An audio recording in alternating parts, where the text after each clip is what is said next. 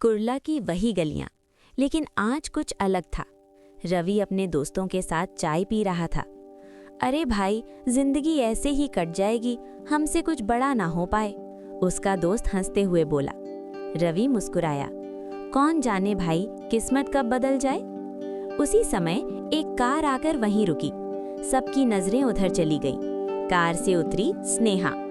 रवि एक पल के लिए चौंक गया। मैडम, यहाँ? स्नेहा सीधे उसकी तरफ आई।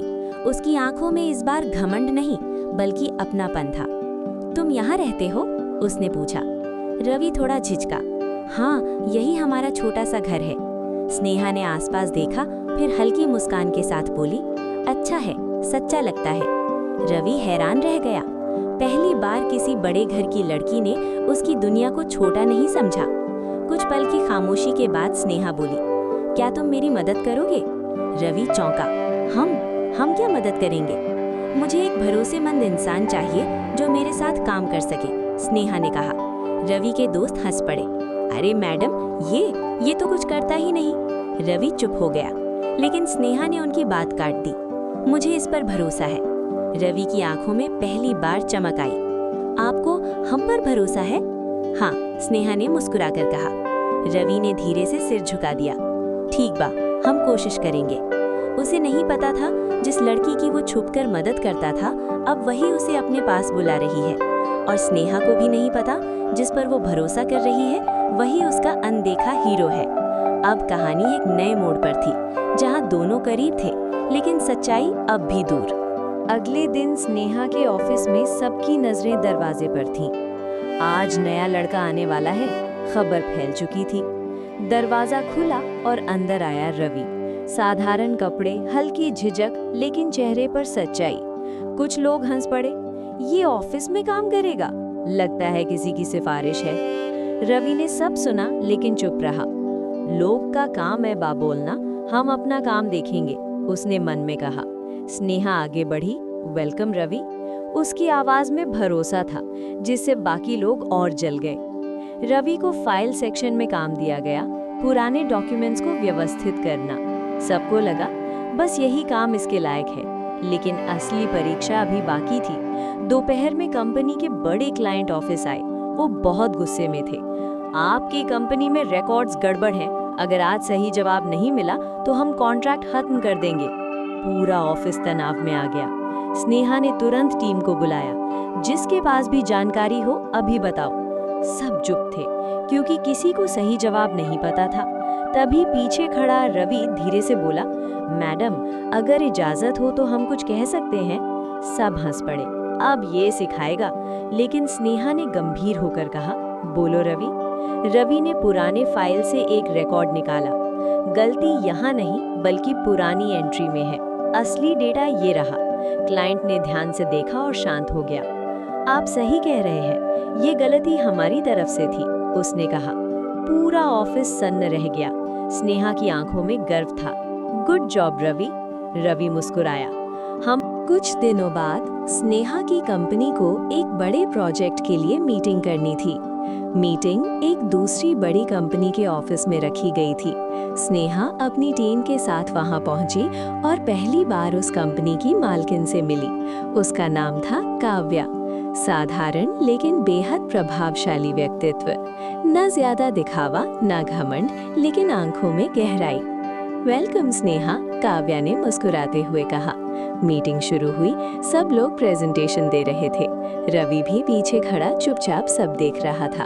तभी एक जगह प्रोजेक्ट की बात अटक गई। सब लोग अपनी अपनी राय दे रहे थे, लेकिन सही हल नहीं मिल रहा था। रवि धीरे से बोला, अगर यहाँ से ये तरीका अपनाया जाए तो काम आसान हो सकता है। कमरे में एक पल के लिए सन्नाटा छा गया। काव्या ने उसकी तरफ देखा। तुमने ये कैसे सोचा? रवि थोड़ा घबरा गया। बस ऐसे ही दिमाग में आ गया। काव्या हल्का मुस्कुराई। इंटरेस्टिंग। उधर स्नेहा ये सब देख रही थी। उसे गर्व भी हो रहा था और कहीं ना कहीं हल्की सी बेचैनी भी। मीटिंग खत्म होने के बाद काव्या ने स्नेहा से कहा, तुम्हारी टीम में ये लड़का अलग है। स्नेहा ने तुरंत जवाब दिया, हाँ है तो, लेकिन उसके लहजे में एक अपनापन था जिसे वो खुद भी समझ नहीं पा रही थी। उधर रवि बाहर खड़ा आसमान देख रहा था। ये नई मैडम कुछ अलग है। काव्या की नज़र दूर से उस पर ही थी, जैसे वो उसे समझने की कोशिश कर रही हो। और इस तरह मीटिंग के बाद सब अपनी अपनी जिंदगी में लौट आए, लेकिन कुछ था जो पहले जैसा नहीं रहा। स्नेहा अपने केबिन में बैठी थी, फाइल खुली थी सामने, लेकिन ध्यान कहीं और था। उसके दिमाग में बार बार वही पल आ रहा था जब रवि ने मीटिंग में अपनी बात रखी थी और काव्या उसे ध्यान से देख रही थी। मुझे क्यों फर्क पड़ रहा है, उसने खुद से पूछा। उधर रवि हमेशा की तरह शांत था। वो अपना काम कर रहा था, जैसे कुछ बदला ही नहीं। लेकिन सच्चाई ये थी, उसने भी काव्या की नज़र को महसूस किया था। वो मैडम अलग तरह से देख रही थी। उसने मन ही मन सोचा, फिर खुद को संभाल लिया। हमारा काम बस काम करना है, बाकी कुछ नहीं। इसी बीच एक दिन काव्या का कॉल आया। स्नेहा, प्रोजेक्ट के बारे में कुछ बात करनी थी, क्या तुम ऑफिस आ सकती हो? स्नेहा ने हाँ कर दी। इस बार वो अकेली नहीं गई, उसने रवि को भी साथ ले लिया। काव्या के ऑफिस में तीनों आमने सामने बैठे थे। काव्या ने बातचीत के दौरान अचानक रवि से पूछा, तुम हमेशा इतना कम बोलते हो? रवि हल्का मुस्कुराया, जितना जरूरी हो उतना ही बोलते हैं। काव्या ने सिर हिलाया, कम बोलने वाले लोग अक्सर ज्यादा समझते हैं। स्नेहा ये सब सुन रही थी और उसके दिल में हल्की सी चुभन हुई। बातें सामान्य थीं, लेकिन एहसास बदल रहे थे। कोई कुछ कह नहीं रहा था, लेकिन तीनों के बीच एक खामोश रिश्ता बन रहा था, जहां स्नेहा के दिल में अपनापन बढ़ रहा था और काव्या के मन में जिज्ञासा। और रवि अब भी सब कुछ समझते हुए खुद को सबसे दूर रखने की कोशिश कर रहा था।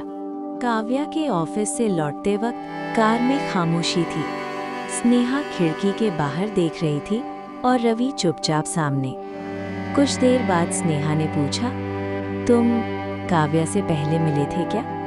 रवि ने तुरंत जवाब दिया, नहीं, पहली बार ही मिले। स्नेहा ने बस इतना ही कहा, लेकिन उसके सवाल में जितनी सादगी थी, दिल में उतनी ही हल्की बेचैनी। अगली कुछ दिनों में प्रोजेक्ट पर काम तेज हो गया। अब काव्या और स्नेहा की मीटिंग्स भी बढ़ने लगीं। हर मीटिंग में काव्या कभी कभी सीधे रवि से सवाल पूछ लेती, तुम्हें क्या लगता है? तुम इसको कैसे देखते हो? रवि हर बार सरल जवाब देता, जो सही लगे वही करना चाहिए। उसके जवाब छोटे होते, लेकिन असर गहरा छोड़ते। स्नेहा ये सब नोटिस कर रही थी। उसे बुरा नहीं लग रहा था, लेकिन अच्छा भी नहीं।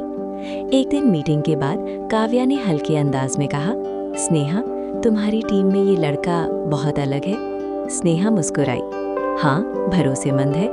सिर्फ भरोसेमंद? काव्या ने पूछा। एक पल के लिए स्नेहा चुप रह गई, फिर बोली, मेरे लिए काफी है। उसकी आवाज में कुछ था जो शब्दों से ज्यादा बोल गया। उधर रवि दूर खड़ा सब देख रहा था। उसे महसूस हो रहा था कुछ बदल रहा है, लेकिन उसने खुद को समझाया, हमको बस अपना काम करना है, दिल को बीच में नहीं लाना है। पर सच ये था, शाम का समय था। ऑफिस धीरे धीरे खाली हो रहा था। स्नेहा अपनी केबिन में बैठी थी, लेकिन उसका ध्यान काम में नहीं था। उसने बाहर देखा, रवि अब भी अपने डेस्क पर बैठा था।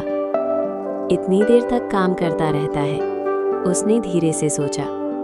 कुछ पल बाद वो खुद उसके पास चली गई। अभी तक गए नहीं? स्नेहा ने पूछा।